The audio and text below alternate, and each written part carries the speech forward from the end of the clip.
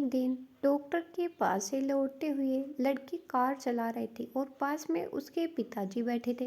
रास्ते में अचानक भयंकर तूफान शुरू हो गया।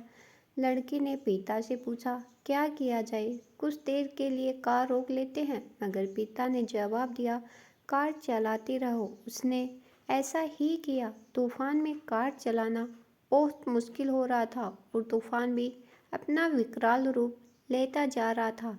लड़की ने फिर पिता से पूछा, अब मैं क्या करूं? उसके पापा ने फिर कहा, कार चलाते रहो। थोड़ा आगे जाने पर उसने देखा कि रास्ते में कई गाड़ियां तूफान की वजह से रुकी हुई है।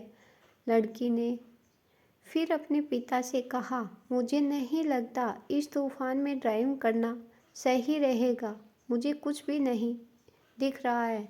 बिना देखे मैं कैसे ड्राइव करूं? उसके पिता ने फिर कहा, कार रोकना नहीं, बस अपने ड्राइविंग सेंस का इस्तेमाल करते हुए कार चलाते रहो।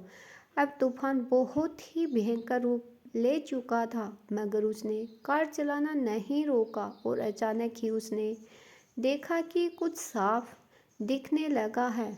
कुछ किलोमीटर आगे जाने के बाद लड़की ने देखा कि तूफान थम गया और सूरज निकल आया है। अब उसके पिता ने कहा, अब तुम कार रोक सकती हो और बाहर आ सकती हो। बेटी ने पूछा, मगर अब क्यों?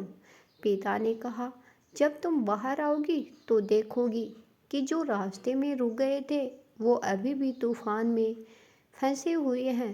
क्योंकि तुमने कार चलाने का प्रयास नहीं छोड़ा, इसलिए तुम सफल हो गई। तुम तूफान के बाहर हो। जिंदगी में भी कई बार बड़े खतरनाक तूफान आते हैं। लगता है जिंदगी में अब कुछ नहीं बचा, चारों तरफ सिर्फ अंधेरा ही अंधेरा है। ऐसे में कुछ लोग घबराकर हिम्मत छोड़ देते हैं और हालात के शिकार बन जाते हैं। वहीं कुछ ऐसे लोग भी हैं जो तूफानों से जूझते हैं, गिरते हैं, संभलते हैं और आगे निकलते हैं। हमें भी तूफान से बिना घबराए अपने कदम अपनी मंजिल की तरफ बढ़ाते रहना है और तूफान से आगे निकलना है। कठिन समय में भी कोशिश नहीं छोड़नी चाहिए। आत्मविश्वास से उठाया गया कदम मंजिल तक जरूर पहुंचता है। जब आगे कोई रास्ता दिखाई न दे तो अपने तजुर्बे और समझदारी के साथ कदम आगे बढ़ाए। अगर आपको ये पसंद आए तो लाइक, शेयर एंड सब्सक्राइब